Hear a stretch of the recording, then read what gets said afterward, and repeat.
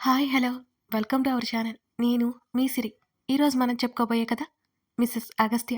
కథలోకి వెళ్ళే ముందు వీడియోని లైక్ చేసి హైప్ చేయండి. అలాగే మన ఛానల్‌ని సబ్స్క్రైబ్ చేసుకొని పక్కనే ఉన్న బెల్ సింబల్ క్లిక్ చేసి పెట్టుకోండి. వీడియో పెట్టిన వెంటనే నోటిఫికేషన్ వస్తుంది. పార్ట్ 162. మర్నాడు ఉదయం కళ్ళు తెరిచింది రచన. బయట కుర్చీకి వాలి కళ్ళు మూసుకుని ఉంది ఆమె తల్లి. అరవింద్ కూడా రాత్రంతా అక్కడే ఉన్నాడు. రచనకి స్పృహ వచ్చింది అని నర్స్ అనగానే అతను వాళ్ళ అమ్మని కదిలించకుండా లోపలికి వెళ్ళాడు. అప్పటికే నర్స్ చెక్ చేస్తోంది. డాక్టర్ గారు 10కి వస్తారు సార్. ఆ తర్వాత ఎప్పుడు డిశ్చార్జ్ చేస్తారో చెప్తారు. ఫ్రెష్ చేయించి ఫుడ్ పెట్టండి అంటూ ఆమె వెళ్ళిపోయింది. అక్కడ అరవింద్‌ని చూసి కూడా రచన ఏం మాట్లాడలేదు. మౌనంగా తలదించుకుంది. రచన అతని పిలుపుకి కళ్ళు తుడుచుకుని తలెత్తి చూసింది. మీ అమ్మగారు బయటే ఉన్నారు. ఆ మాటకి ఒక్కసారిగా ఆమె కళ్ళు వెడల్పయ్యి అతని వంక చూసింది. సార్ అంది. కంగారు పడకు. నేను చెప్పలేదు. జస్ట్ కళ్ళు తిరిగి పడిపోయావు. చిన్న యాక్సిడెంట్ అని చెప్పాను అని అన్నాడు. అప్పుడు గాని ఆమె ఊపిరి పీల్చుకోలేదు. Thank you sir. Thank you so much. ఆమె చేతులెత్తి కన్నీళ్లతోనే చెప్పింది. నువ్వేదో చెప్పాల్సిన అవసరం లేదు రచన. మిస్టేక్ నీది కాదు. ఆఫీస్‌లో పదవిని అడ్డుపెట్టుకుని అమ్మాయిల్ని ఇబ్బంది పెడుతున్న ఒక వెధవని నేనిన్ని రోజులు గమనించలేకపోయాను. మా వల్ల చాలా పెద్ద తప్పు జరిగింది రచన. ఇంకోసారి ఇలా జరగదు.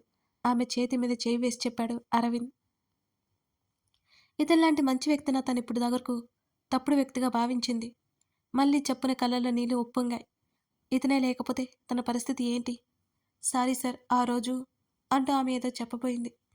ఓకే. నువ్వు రెస్ట్ తీసుకో. నేనిక ఇంటికి బయలుదేరుతున్నాను. నువ్వు సెట్ అయ్యాక ఆఫీస్‌కి వచ్చెయి అని ఆమె నుంచి చేతిని వెనక్కి తీసుకున్నాడు అరవింద్. ఆమె ఏం మాట్లాడలేదు ఇక.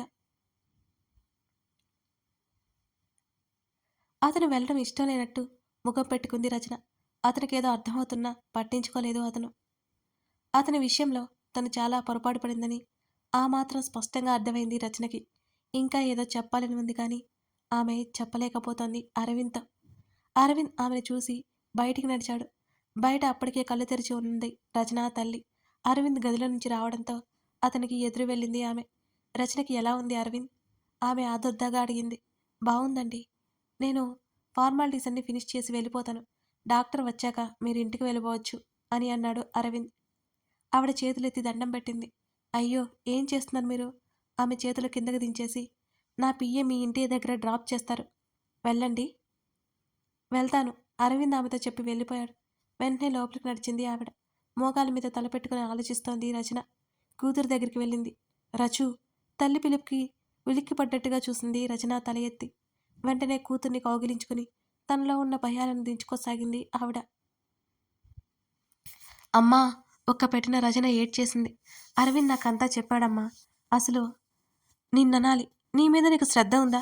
చిరుకోపంగా అడుగుతూ కూతురి ముఖాన్ని చేతుల్లోకి తీసుకుంది ఆమె. సారీ అమ్మా అంది రచన. సారీల తర్వాత వారం రోజులు ఆఫీస్‌కి సెలవు పెట్టు సీరియస్‌గా చెప్పింది. ఆఫీస్ అంటే భయాందోళన కలుగుతుంటే అలాగే అన్నట్టు తలాడించింది రచన. అరవింద్ చాలా మంచి వ్యక్తిలా ఉన్నారు.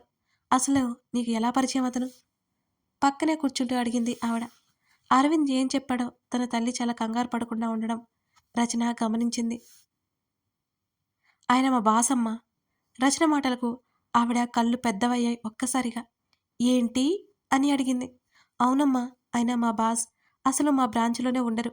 ఏదో పొరపాటున వచ్చారు. నన్ను కాపాడారు అన్నది రచన. చూడ్డానికి కాస్త కూడా గర్వం లేదు. అలా అనిపించలేదు రచన. ఎంత మంచి వ్యక్తి. ఆ దేవుడే అతన్ని పంపించి ఉంటాడు అన్నది. దేవుడు పంపించడం కాదు. అతని మనసు కూడా అలాంటిదే. మనసులోనే అనుకుంది రచన. డాక్టర్ వచ్చాక మెడిసిన్ ఇచ్చి డిశ్చార్జ్ చేశారు. అరవింద్ పిఏ రాజ్ వచ్చాడు. వాళ్ళు వెళ్ళిపోతామని ఎంత చెప్పినా రాజ్ వినలేదు. ప్లీజ్ రాజ్ గారు. మా ఇల్లు దగ్గరే. మేము వెళ్ళిపోతాం. రచన బ్రతిమాలింది. లేదు మేడం. సార్ ఒప్పుకోరు. రండి. స్వయంగా తీసుకెళ్లి ఇంటి దగ్గర డ్రాప్ చేశాడు రాజ్. ఆ తర్వాత తన బాస్‌కి ఇన్ఫర్మేషన్ ఇచ్చాడు. రాత్రంతా నిద్ర లేకపోవడంతో రెస్ట్ తీసుకుంటున్నాడు అరవింద్. ఆ మెసేజ్ చూసి అతను ఫోన్ పక్కన పెట్టేశాడు. సూరజ్‌కి కాల్ ట్రై చేసింది నవ్య. సూరజ్ ఫోన్ కలవలేదు. అర్థమైంది. అగస్త్య ఏదో చేసి ఉంటాడని. అతనిలో ఆ తెగింపు, ఆ పొగరు ఇవన్నీ నవ్యకి చాలా ఇష్టం. అతన్ని చూడాలనిపించే అగస్త్య ఆఫీస్‌కి బయలుదేరింది. తన డ్రైవర్ పంపించి ఉన్నాడా లేదా తెలుసుకోమని కారులో వెయిట్ చేస్తూ కూర్చుంది రచన. కాసేపటికి డ్రైవర్ వచ్చాడు. అగస్త్య ఇంకా ఆఫీస్‌కి రాలేదని ఇన్ఫర్మేషన్ ఇచ్చాడు. నవ్య కారు కాస్త ముందుకు వెళ్ళగా ఆఫీస్ వైపు చూస్తున్న ఆమెకి అగస్త్య కారు వస్తూ కనిపించింది. Driver stop! ఆమె గట్టిగా అరవడంతో అతను కారు బ్రేక్ వేశాడు. ఆమె విండో నుంచి వెనక్కి తిరిగి చూసింది. అగస్త్య కారు అది. ఆమెకి తెలుసు. కారు వెనక్కి పోనివ్వు. ఆమె ఆర్డర్ వేయడంతో చేసేదేం లేక డ్రైవర్ వెనక్కి తీసుకెళ్లాడు. గేటు బయట నుంచి లోపలికి చూస్తోంది నవ్య. ఆఫీస్ గుమ్మం ముందర అగస్త్య కారు ఆగింది. అందులో నుంచి అతను బయటికి దిగాడు. ముందు కోట్ సరిచేసుకుని డోర్ వేశాడు. నవ్య అతన్నే చూస్తోంది. అతను మరోవైపుకు వచ్చి వెనక డోర్ తెరిచాడు. ఆమె బ్రూకుటి ముడిపడింది.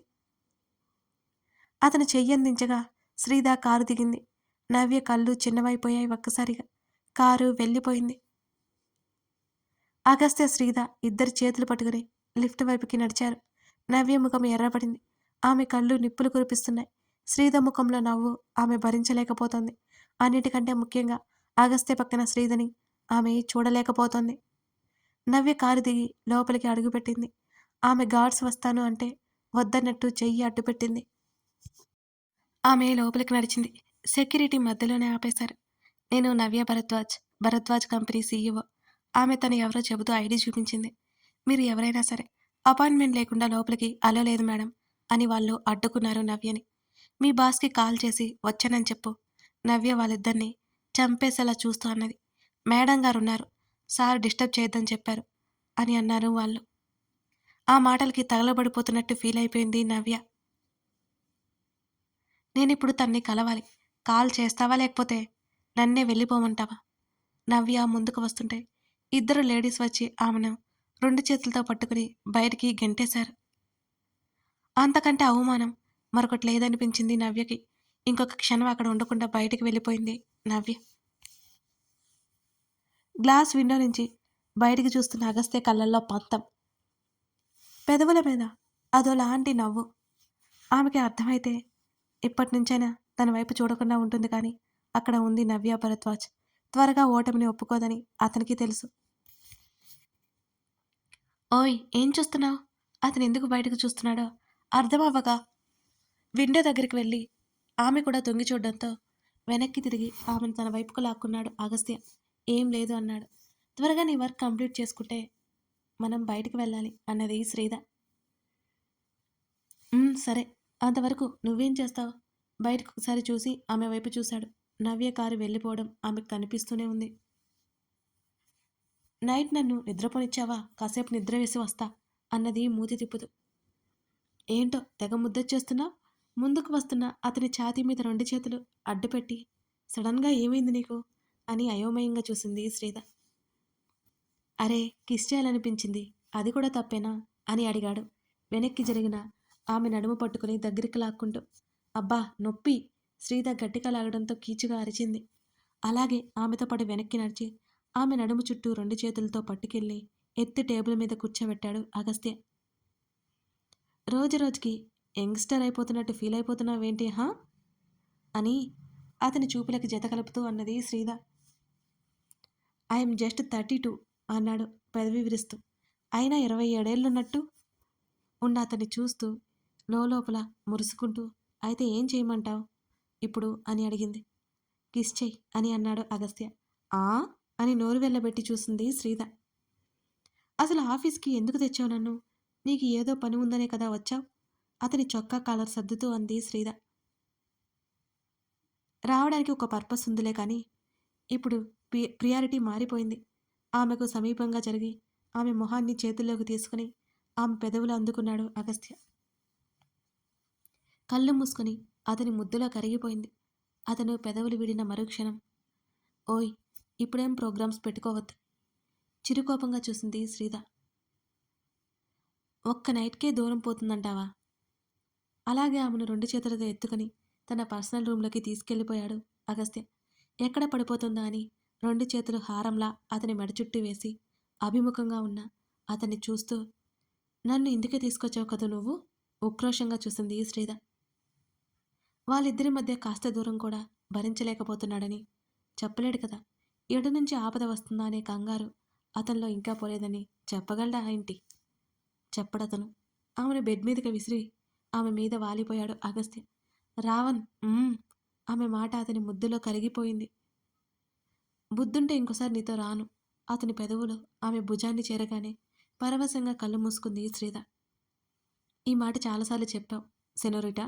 చెప్తూనే ఆమె షర్ట్ ఆమె శరీరం నుంచి అతను వేరు చేశాడు. ఎన్నిసార్లు ఆమెను సొంతం చేసుకున్నా తనివి తీరట్లేదు అతనికి.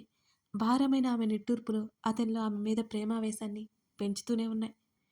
అన్నీ మరచిపోయి అతనికి అనువుగా మారిపోయింది మిసెస్ అగస్త్య.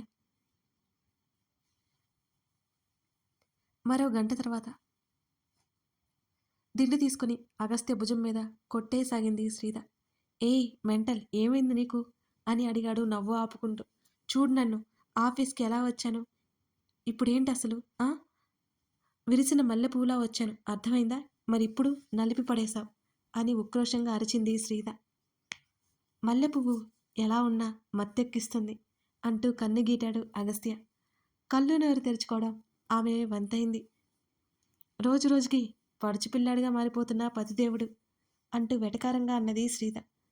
ఆమె మెడ వరకు అడ్డుపెట్టుకున్న షర్టు పక్కకు లాగేసి గాఢంగా కౌగిలించుకున్నాడు. ఏం కాదా? ఎందుకు కాదు, కానీ నువ్వు ఇచ్చే షాక్లకి నా బ్రెయిన్ దొబ్బేసేలా ఉంది అంటూ పరవశంగా అతన్ని హత్తుకుంది శ్రీధ. ప్రేమించడం కూడా తప్పేనా అని అన్నాడు అగస్త్య. ప్రేమించడం తప్పు కాదు బాబు, నువ్వు మన్మథావతారం ఎత్తడం చూశావు, కాస్త తప్పే అంటున్న ఆమె వెన్ను మీద చెయ్యేసి బలంగా తన వైపుకు లాక్కున్నాడు. ఏంటి, ఎముకలు విరిచేయాలని ప్లాన్ చేశావా అని అడిగింది శ్రీధ. వదలాలి అని లేదు అన్నాడు ఆమె అనచ్ఛాదిత భుజం మీద పెదవులు నిలిపి. అసలు నువ్వు ఇక్కడ ప్రైవేట్ రూమ్ ఎందుకు, ఇందుకే కదా ఏర్పాటు చేయించుకున్నావు అతని వీపు మీద తడుముతూ అన్నది శ్రీధ. నాకు అదే పని అనుకుంటున్నావా ఏంటి? ముఖం చిట్లించి చూశాడు అగస్త్య. నెమ్మదిగా తల కాస్త వెనక్కి తీసుకుని వస్తున్న నవ్వుని ఆపుకుంది శ్రీధ. మరి అందుకే కదా ఇంతకుముందు ఇక్కడే వర్క్, ఇక్కడే పడుకోవడం, ఇక్కడే ఉండడం అని అన్నాడు. ఒక్కసారిగా అతని బాల్యం నుంచి యవ్వనం వరకు అన్నీ గుర్తుకొచ్చి ఆమె మనసు బాధగా మూలిగింది. గతం వద్దు, ప్రస్తుతం తన సమక్షంలో అతను ఎంత సంతోషంగా ఉన్నాడో, తను ఎంత సంతోషంగా ఉందో ఉంచగలదో అదే కావాలి తనకి. నెమ్మదిగా అతని చెంప మీద చేతిని పోనిచ్చి, ఓయ్ నిజం చెప్పు, నాకంటే ముందు నీకెవరైనా నచ్చలేదా? పర్లేదులే, నిజం చెప్పినా నేనేం ఫీల్ అవను అన్నది శ్రీధ. నచ్చి ఉండొచ్చు, నాకు గుర్తులేదు అని అన్నాడు అగస్త్య. బాగానే తప్పించుకుంటావే అన్నది. కానీ నువ్వు నచ్చినంతగా ఎవరూ నచ్చలేదు అని అన్నాడు. మై గాడ్, ఈ మధ్య నీకేం కాలేదు కదా? అతని తలని తడిమి, నీ బ్రెయిన్ బాగానే ఉంది కదా? లోపలవన్నీ బయట పెట్టేస్తుంటే నాకు నిజంగానే పిచ్చి పట్టేలా ఉందే. ఇలాంటి షాక్లు ఇవ్వకు బాబు, నువ్వు తట్టుకోలేను అన్నది వెటకారం నిండిన స్వరంతో శ్రీధ.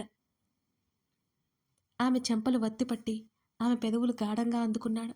ఈసారి ఆమె కింద పెదవి మీద ఘాటు పడిపోయింది. రాక్షసుడా అని అరిచింది శ్రీధ. సెనోరిటా. చేసేవన్నీ చేసి ఎంత క్యూట్గా పిలుస్తాడో పెదవి విరిచి తడుముకుంటూ కోపంగా చూసింది శ్రీధ. నాకు పాస్ట్లో ఒకళ్ళు ఉన్నారని తెలిస్తే నువ్వేం చేస్తావు అని అడిగాడు. అర్థం కాలేదు. ఉన్నారు మీన్స్ అని అడిగింది శ్రీధ. కొంపదీసి అమ్మహ అన్నీ ముందే వాళ్ళతో అంటూ కళ్ళు వెడల్పు చేసి నోటికి చెయ్యడ్డు పెట్టుకుంది శ్రీధ. ఆమె మాడు పగిలేలా ఒక్కటిచ్చాడు Agastya. Dirty mind, dirty thoughts, idiot అని చిరాగ్గా చూశాడు. అమ్మయ్య కాదా అయితే? గుండెల మీద చేయి వేసుకుంది. రిలాక్స్ ఫీల్ అయింది శ్రీధ. అతను కళ్ళు చిన్నవి చేసి చూస్తుంటే నవ్వుకుంటూ ఆమె దూరం జరిగింది. డ్రెస్అప్ అయ్యి హ్యాండ్ బ్యాగ్లో మేకప్ ఐటమ్స్ అన్నీ తీసి సెట్ చేసుకుంది శ్రీధ. ఓకే కదా అతని వైపు చూస్తూ అడిగింది ఆమె. కమ్ అతను చెయ్యి చాచగానే, నేనెంత తెలివి తక్కువదాన్ని కాదు నీ చేతుల్లో చపాతీ పిండి అయిపోవడానికి మళ్ళీ అని మూతి తిప్పగానే నవ్వుకుంటూ షర్ట్ తీసుకుని వేసుకున్నాడు అతను. నాకు వర్క్ ఉంది, లంచ్ టైంకి పిలుస్తాను, రెస్ట్ తీసుకో ఆమె తల మీద ముద్దు పెట్టుకున్నాడు అతను. ఓకే, నాకు నచ్చే ఏకైక పని రెస్ట్ తీసుకోవడం అని నవ్వేసింది శ్రీధ. ఆ నవ్వు ఆమె పెదవుల మీద ఎప్పుడూ ఉండాలి, ఉంటుంది. దీర్ఘంగా ఊపిరి పీల్చుకుని పెండింగ్ వర్క్ విపరీతంగా ఉంటే పనిలో పడిపోయాడు అగస్త్య. మత్తుగా నిద్రలోకి జారుకుంది శ్రీధ. కథ కొనసాగుతోంది. అదన్నమాట విషయం.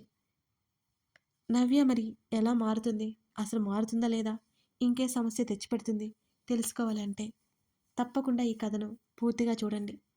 ఇంకా సబ్స్క్రైబ్ చేసుకుని వాళ్ళు సబ్స్క్రైబ్ చేసుకుని సపోర్ట్ చేస్తారని ఆశిస్తున్నాను. చేస్తారా మరి? Thank you.